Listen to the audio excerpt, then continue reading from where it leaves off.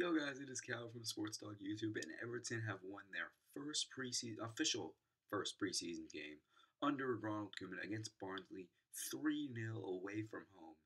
And that was a great first game under Ronald Koeman. I know it was against Barnsley, and you're thinking, what, Barnsley? They only just got promoted. And yes, they did barely just get promoted. But if you guys are Everton fans or you guys follow the Capital One Cup a lot, which he drew Barnsley in the second round, and all of us think all Everton fans, when I say I, are thinking, oh, piece of cake, League One team, barely put anyone in the stadium, should be fine. We go down 2-0 in the 26th minute. We end up coming back.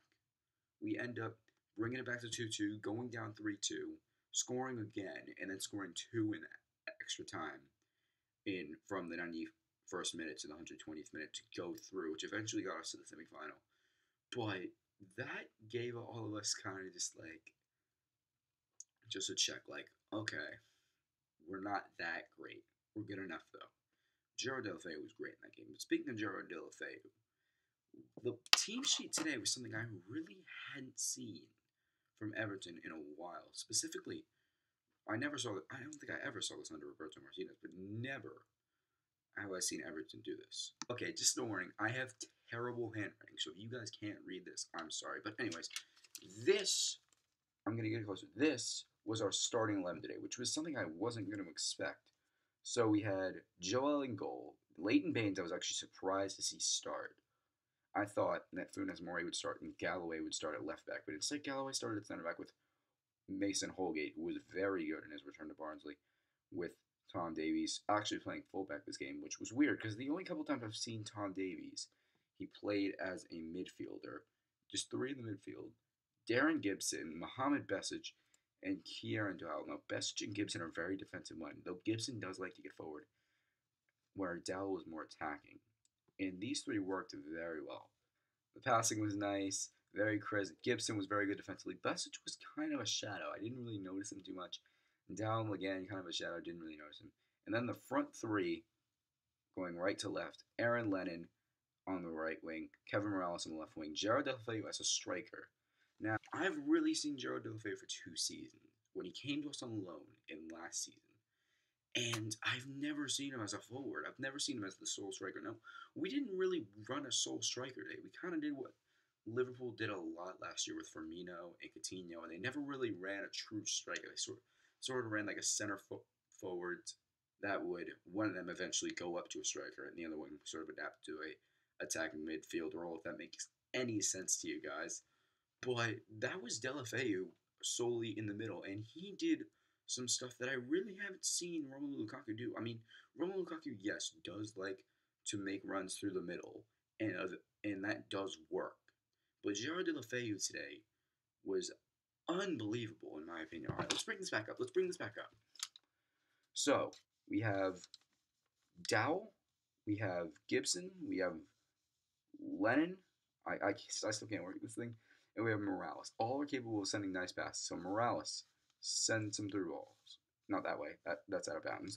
So we had Morales, we had Gibson, we had Best, we had Lennon, all sending nice passes to Deulofeu, and that's where a lot of our chances came. One of our best chances in the early minutes was Gerard Deulofeu getting sent through on goal, one-on-one with the keeper. The keeper actually made a great save. The keeper for Barnsley, I can't remember his name.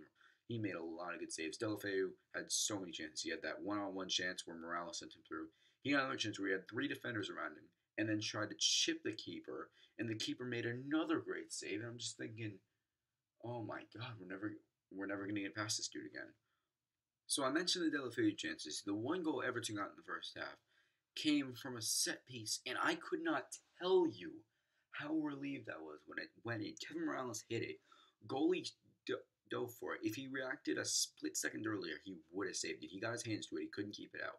And how relieved I was to see a set piece go in was unbelievable, because I couldn't tell you the last time Everton scored a set piece. We never score set pieces. We didn't get a penalty. We didn't score a penalty until the second Newcastle game, which I think was in either late January or early February. But we did not get many chances from set pieces to score. And when that set piece went in, I'm like, oh my God, we might actually have something here from Kevin Morales. which is why, I've heard us being linked to Gylfi Sigurdsson of Swansea and Iceland, and I'm like, thank God, because that guy can score a free kick. He's definitely one of the top 5 free kick takers in the Premier League. I mean, you look at top 5 Premier League free kick takers in no specific order. Willian's up there, Payet's up there, and of course you also have to consider Mesut Ozil, who's so good at passing and crossing from the set pieces, and Christian Eriksen, who scores a lot of set pieces, especially 2 in that game against Swansea last season, which were 2 great set piece goals. I'm not taking anything away from him. But when that free kick went in, it's like, I hadn't experienced it in such a long time, just a set piece going in the net. I mean, I wonder how it's got to feel to be a West Ham fan. Like, every other game, you got a free kick going in. It's just, whenever Payet steps up, it feels like it's going to go in. And that is sort of the relief I got. Now, I really like that relief, honestly, because that is nice scoring a set piece. Anyways, there were 2 more main highlights from the first half. Barnsley's best 2 chances came from a shot outside the box, which was really nicely saved by Joel. Joel kept the clean sheet this game, but he didn't really have too much to face. But this was a really nice save. It was a corner kick that was cleared by us. It went back out to the dude who took the corner. He passed it in, and the dude struck him out of the box. You couldn't really tell whether it was going to be a cross to see if maybe someone can get their head on it or a shot. Either way, Robles with his left hand went like this and parried it. And then there was one more chance they had in the 45th minute. There wasn't any stoppage time, and Galloway cleared it off the line. It somehow got through, like, everyone. I have no idea how. And Galloway cleared it. Galloway had a good game at center back, and that was pretty much the first half. The first half wasn't too great, but we didn't have the most possession that first half. I feel like you sort of felt like Barnsley would get one eventually, but then at halftime, I don't know what Koeman did. He talked to the substitutes, and, well, he had some turnaround that half. I mean, obviously, we were winning that game, but we made a bunch of substitutions.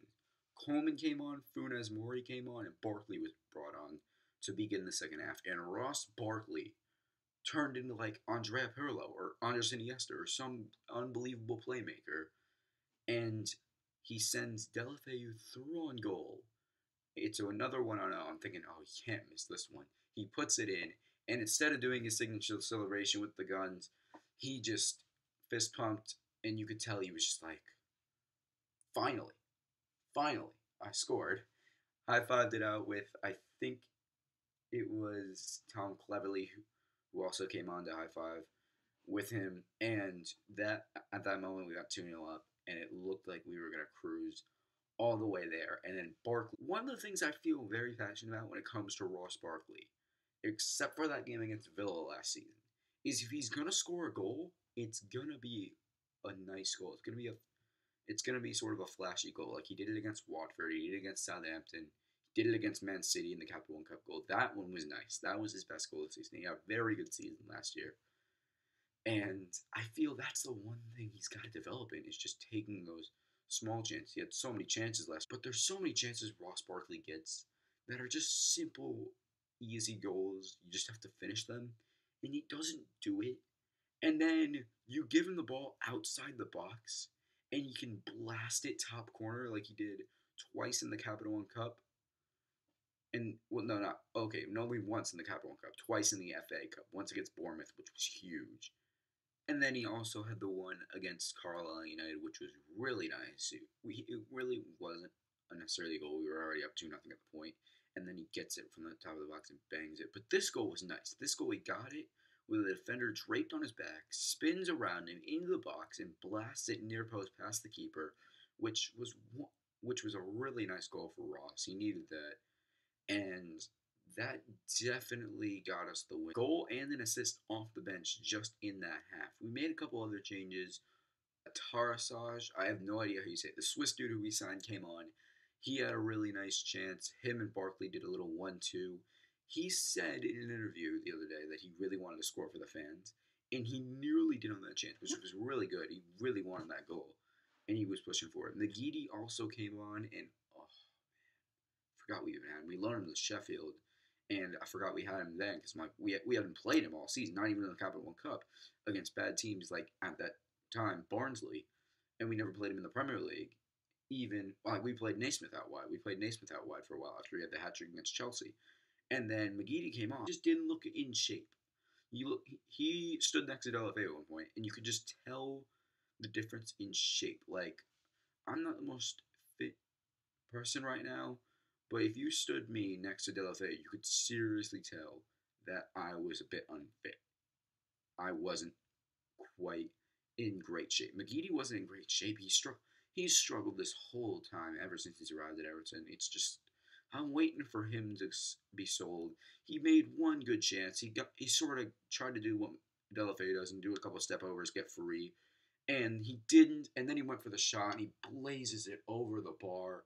Not even close. At that point, it was 3-0, so it really didn't matter.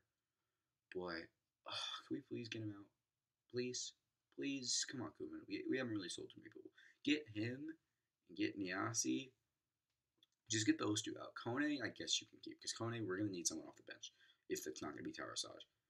I don't know what he's going to do with Tarasaj. I don't really know what we're going to do with our entire team. That's what these 4 preseason friendlies have to do. But yeah, this one was great. This one was really a great win. Gets us off on the right foot. We play MK Dons next, and then the 4th and 5th games are the real tests against 2 BBVA opponents. We get Betis and we get Espanyol. All right, so I actually don't have anything right now to present like a man of the match award, but it had to go to Ross Barkley for me. Such a great game for him off the bench. Only played one half. You could have given it to Delafeu or Morales just as easily, but Barkley only did it in one half. Great game. Gets us off on the right foot. MK Dons next. And then a game in between that. Then we play Betis. Then we play Espanyol. Both of those are at home. And then just like that, the Premier League season starts against Spurs. But I'm really looking forward to it if we keep playing like that. Alright, that's about it for this video. Hopefully I can see you guys soon. It's either going to be for the game against MK Dons, my reaction to that, or if Everton make a big signing at long last. We've been waiting a long time. If it's going to be Sigurdsson, or if it's going to be Witsel, or if it's going to be Martin Zindi or Koulibaly. If anything happens, of course I'm bringing the news to you guys. But yeah, thank you for watching, and I will see you guys next time. Take care.